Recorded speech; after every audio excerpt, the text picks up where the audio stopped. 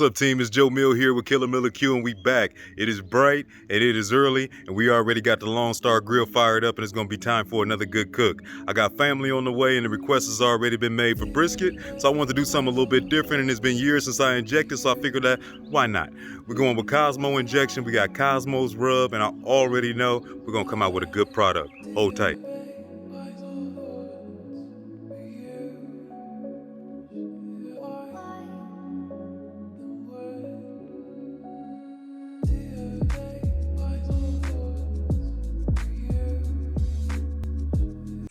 So here it is.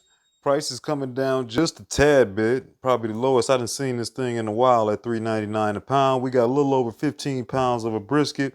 Before we actually get this thing trimmed up, I just wanted to kind of bring you in, let you check out this prime one. I actually was able to find a pretty decent one here at Costco.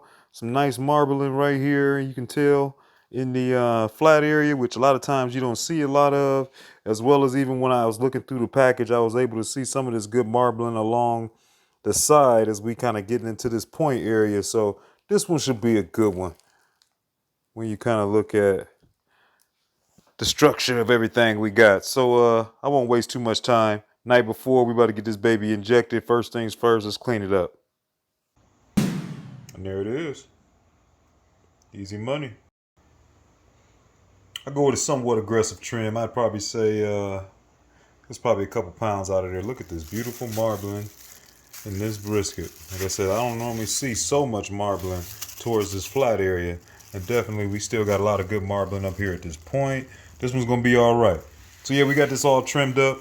One thing that I would recommend, I didn't want to take the time and waste it on showing you how to trim a brisket again. I'll make sure I tag in and put the trimming video that I got on your brisket so you can figure out how we're gonna get here. But it's basically what you're looking for.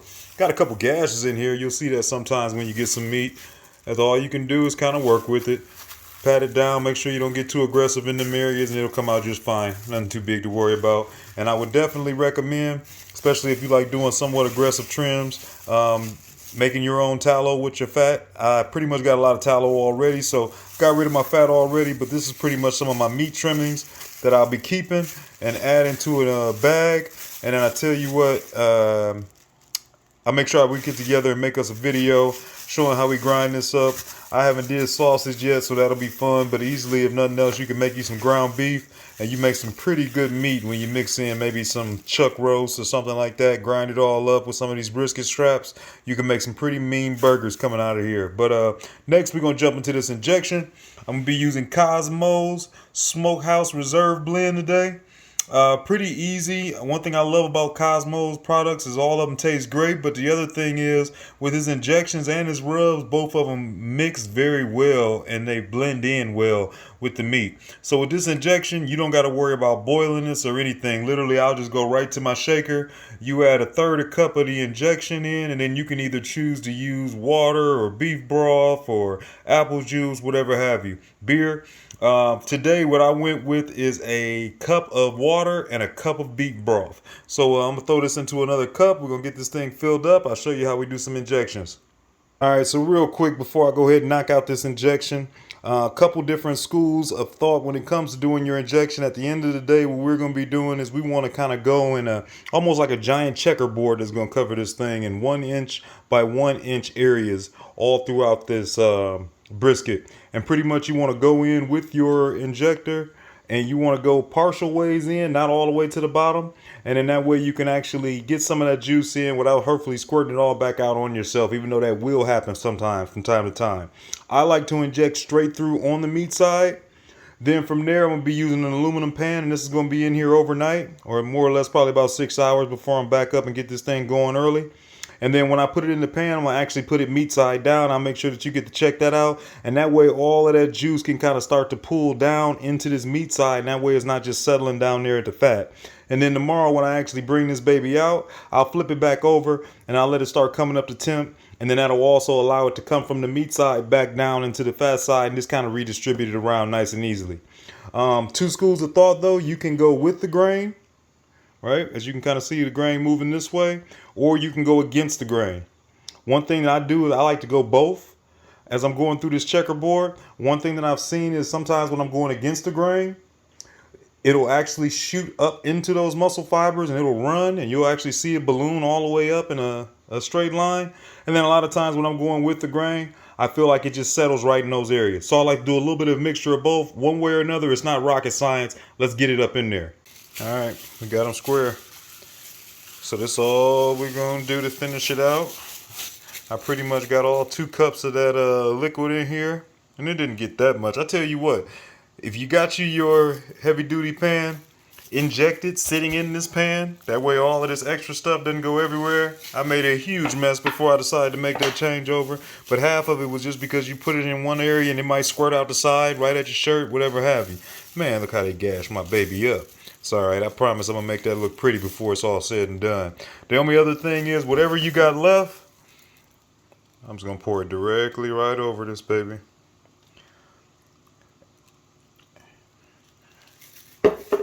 And then, like I said, I want to go ahead and I'm gonna turn this upside down to rest. See if I can do this one-handed without tearing up everything. There we go. A little bit of that on this back side. So I'm gonna let it stay just like this. Throw some heavy duty aluminum foil right over the top. We'll let it rest overnight. Then when we bring it out in the morning, I flip it over and let it come up to temp, and we get into the pit. All right, so this is what we looking like the morning of. Just take this baby out. I'm going to go get my grill cleaned up, ready to rock. We're just gonna flip it over, like I was saying. There we go. And I like to do so. You can see that rub is kind of already penetrated as it looks a little bit darker, which is beautiful. Not that much really was in the pan, so that means not that much came out. And that way I can start to let it kind of pull from the top right back down in there into the fat side. I'll leave this little bit of juice in there for now. And then after this is set out for a couple hours, I'll go ahead and pour that off. I'll use this last little bit. This is why I'm not using no schmear or anything like that, because basically you already got something on there to make it nice and wet. So we'll use that, and then we'll get this baby seasoned up. All right, team. So it's the next morning. We about to get into this whole brisket. We went ahead and injected yesterday with some of this Kosmo Smokehouse Reserve Blend.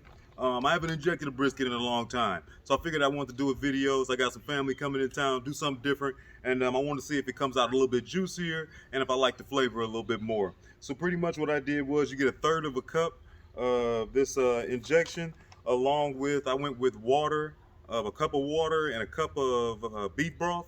Added that all together, mix it up in a shaker. That blends easy. You don't have to boil that or anything. You always want to make sure that when you inject, you're injecting with a nice cold liquid. But with that said, it's rested overnight. Flip this baby over. It's pretty much already ready to go. We're gonna be seasoning it up today with I'm gonna try Kosmo's Texas beef rub. Feel I want to go ahead and make it a whole Kosmo line. With that said, you can inject with whatever you like. You can easily go with like maybe some beef broth and some au jus or something like that, and inject inside of there. Come out great. And then obviously with your rubs, you can use whatever rub you like, or you can go with something simple with salt and pepper and maybe a little bit of garlic or onion powder. So we're gonna jump right into this, and then I'll tell you exactly what it's gonna look like. Not gonna be starting this off with any type of a schmear or anything like that, because at the end of the day with that rub, we still got a little bit of moisture already on it. I'm gonna be cooking today with my fat cap down. So that means for me, I like to start with my seasoning on this fat cap side. So that way when I get done, it can just sit. And with this seasoning, I'm coming right over the top heavy. This is a thick piece of meat. It can take it. Make sure you get your edges. It's windy out here. Hopefully it don't take too much of my seasonings away. And all we're gonna do is just kind of pat in. All the way around. The one thing I always loved about Kosmo's rubs and his injections is everything is so granular. Blends in really easy. And I feel like it always soaks into the meat really easy. And I love it for like in situations when you're injecting, it don't take forever to get your injection together, especially when not having to worry about it to boil, just for it all to come together. Much easier when you're trying to get this thing going and get it fired up. Okay, let's get this point side. So we are coming heavy on the seasoning.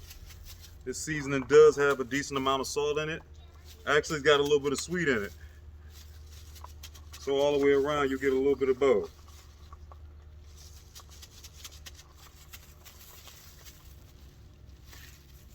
I had this already sitting out for probably a good 2 hours, give or take. So that gave us plenty of time to start to come up to temperature, sweat out a little bit.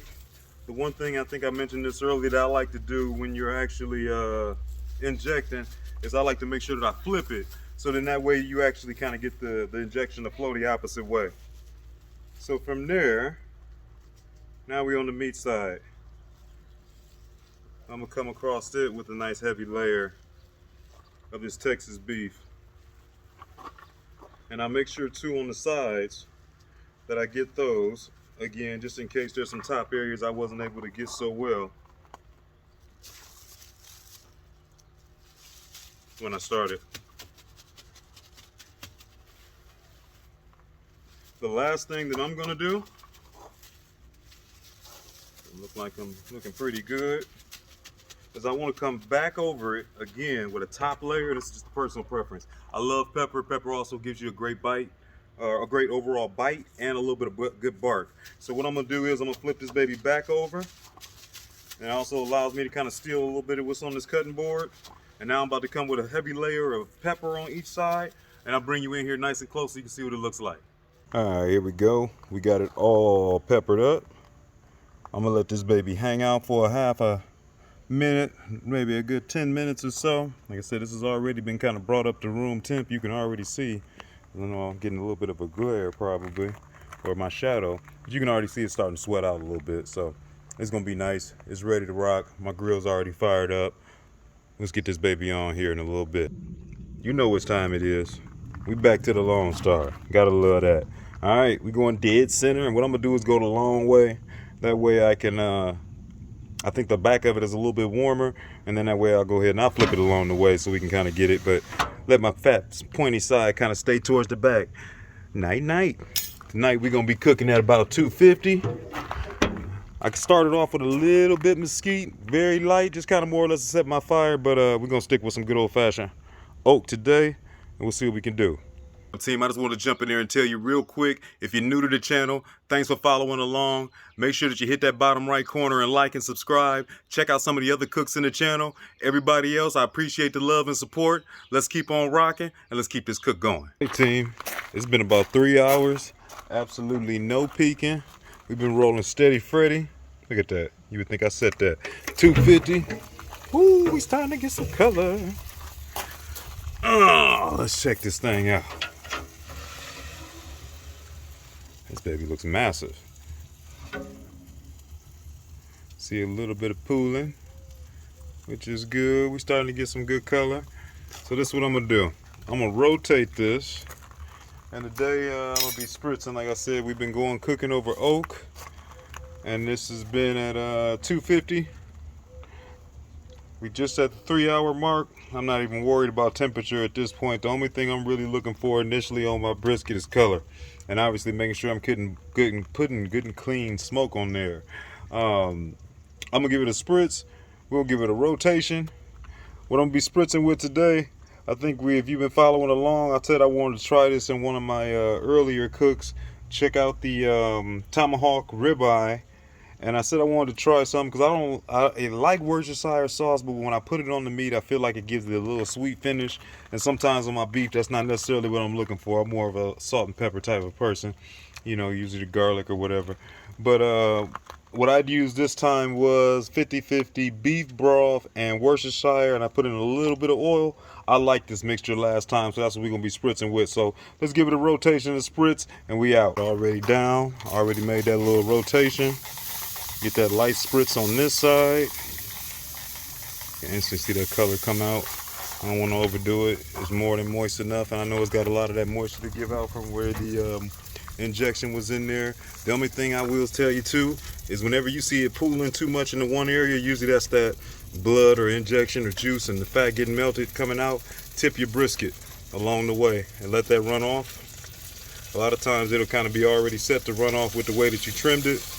But tip that, and that way it doesn't pool in one spot, and that'll help you kind of keep a nice even bark all the way over. Alright, we'll go let it chill out for another hour or so, and then I'll come back and spritz it along the way. We're working to get it completely dark and get us a good bark covered, and then I'll temp it just because once I'm happy with the bark, then we'll wrap it up. Alright, we are almost, oh yeah, almost at 3.5 hours. Just about. We got some beautiful looking color on there. Check that out.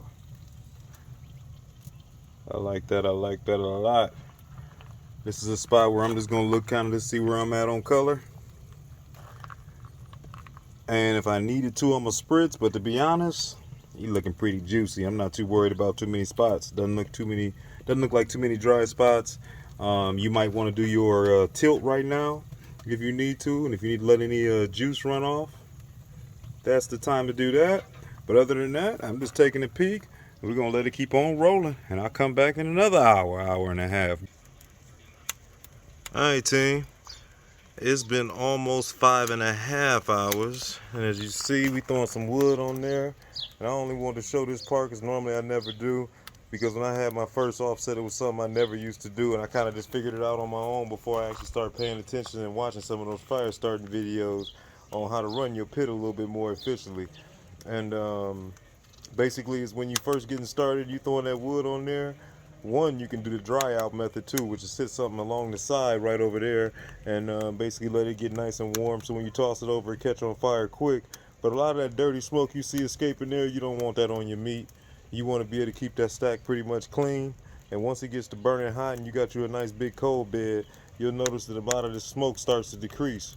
So a whole lot of oxygen helped that out. So initially, usually when I'm doing these videos, I go ahead and I'll start off with that door open once I throw a new piece on, and I'll let it get its time right now to kind of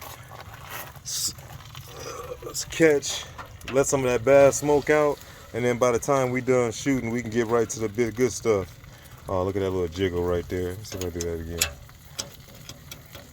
Oh, that's fun. We looking good. Good looking color on here. See, we're getting a little split. I'm gonna flip this baby around so I can get the other side. I'm almost at the bark I want. I figure in the next hour or so, I'll probably be getting ready to wrap it up, and then I'll take a temperature just for fun and see where we at. I'm usually around 170. I am gonna hit it with a light spritz just to keep it moving back here. There we go, gave it a little quarter turn. Like I said, we're hitting it with 50-50 Worcestershire sauce and beef broth. And we're going to keep this thing moving. I'll bring you back here in about an hour or so, and we'll check on this bark, and then I'll take a temp read as well. Okay, it has been 7 hours, 45 minutes. That's what I'm talking about. And I got about color I want to be. I said firsthand, knowing just the size of this brisket, I was probably going to go for roughly about 8 hours of smoke or something like that. But like I was saying initially on, you never know when you get in here and you start actually cooking. So it's all about me getting to the color I want before I wrap. Normally I feel like I'm around 170. So we're gonna see if my normal rationale, look at that, that's about right too. 84, yeah, 83, that's probably about right for right now in temp. Where we at? Ooh, that kind of went in there soft.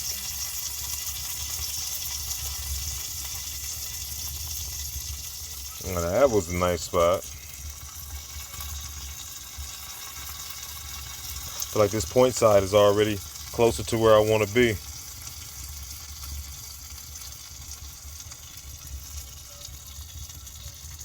And then I'm tight right up in there. This baby's rolling. I tell you what, I like this that I got this on cam. Because sometimes when we cooking, you got to be able to roll with the punches, as we say in boxing. And you got to go ahead and go with the cook. I'll always trend aggressively, but like I showed you in the beginning, this was a beautiful prime brisket that had a lot of good marbling, and a lot of times that might cook a little bit faster. While we have been smoking along for a while, and I kicked up my temp towards the back end to around close to 275. You see, and I poked around and I actually rotated this brisket around. I'm hitting respectfully soft at around 199 and pretty much or less. I mean, over here, that's pretty soft. That's tenderoni. And you know, I was about to check another to make sure that I had a different probe just to make sure I was good, but we came back down to what's around our temperatures out here, and sometimes you gotta just test what you're doing. This is a little tough over here, I can feel it. Yep. So it's not quite there, but I tell you what, it's getting there. So what I'm gonna go ahead and do is I'm gonna let this thing go for another half hour or so. I mean, we've been smoking along. We right about 8.5 hours. I'm figuring it'll be a good place to wrap. I held off a little bit longer than normal to try to get this bark to where I want it to be. I rotated the flat more towards the back end and towards the firebox a little bit so we can catch a little bit more of that heat. Still a little tough in there. Now I'm getting a better reading on my probe. That's why you always check and then double check. 181. I was expecting this cook to roughly, usually, you know, the old school, you can easily take about an hour per pound. This was a little over almost 15 and a half, more or less, pound brisket. Once I trimmed it down, I'm sure I was ending up around 14. Like I said, I did kick up the temp, so I'm not surprised that I'm closer to done, especially after that strong trim. And a lot of times when you get those prime briskets that's really marble well, or if you go Wagyu, they'll cook a little faster than those cheap ones. That fat in there renders out quick. But I'm liking where we at.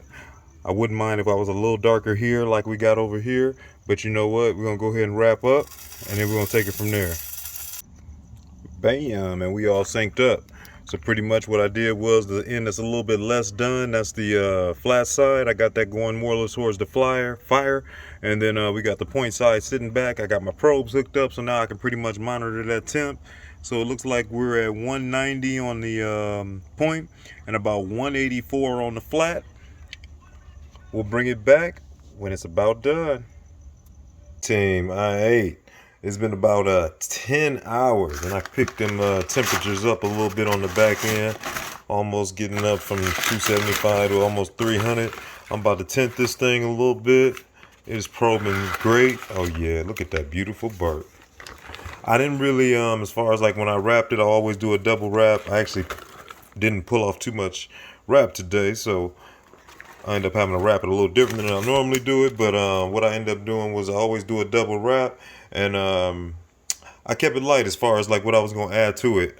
Normally I would have added a little bit of tallow and wrapped it up, but since this was a nice looking prime and I already injected it, I wanted to keep it simple, so I spritzed it one more time and let it go.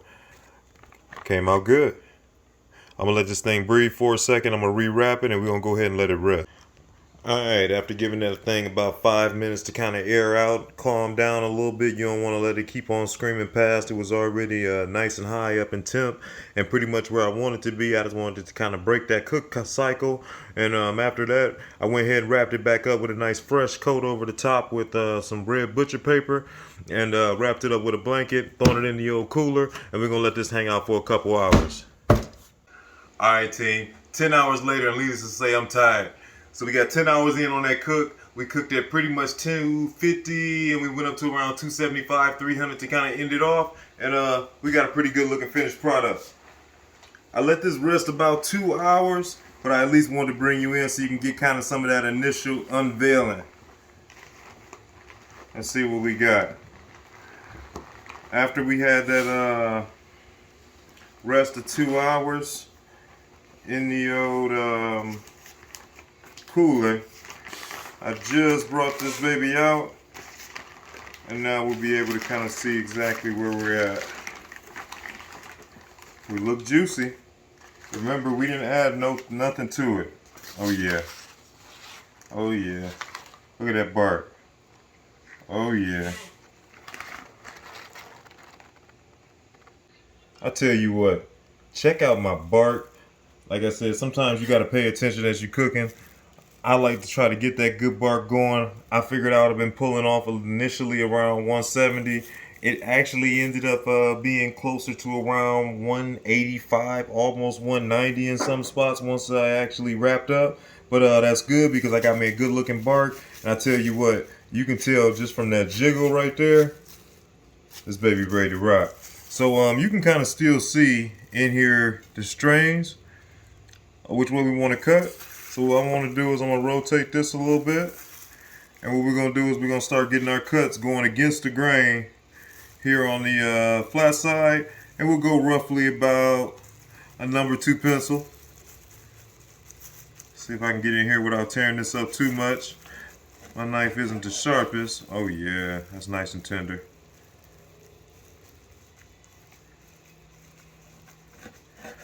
I tell you, I thought I picked a good prime. It looks like a good one.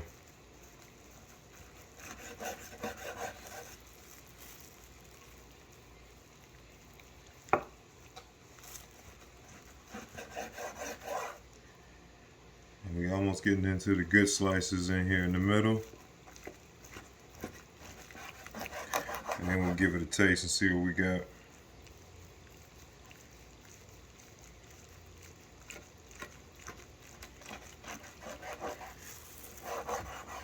Let's pull away and see what we got. Oh yeah. Nice good looking smoke ring. It looks nice and juicy. You see that thing moving? That fat seam's pretty much rendered out.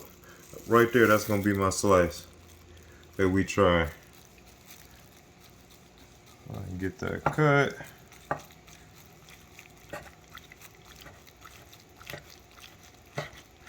This thing's still pretty warm. Like I said, I let it rest in the cooler for about 2 hours. Nice. Get rid of that piece. There we go. All right, we got the hang test. Let's go through all the things that look good. Obviously, you know we got a good looking bark. Okay, hang test look good.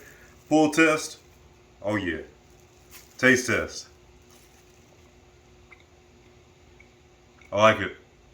I can definitely say this. Nice and mellow between the blend with that injection and the rub. Not that salty, but pretty nice. And definitely I feel like it's more moist on the inside from injecting compared to what I normally do. Like I said on this one, I didn't add no tallow when I wrapped up or nothing. Injecting did a pretty good job. Make sure you follow along. 1 week later, we got something else coming for you. Killer Miller Q. Peace.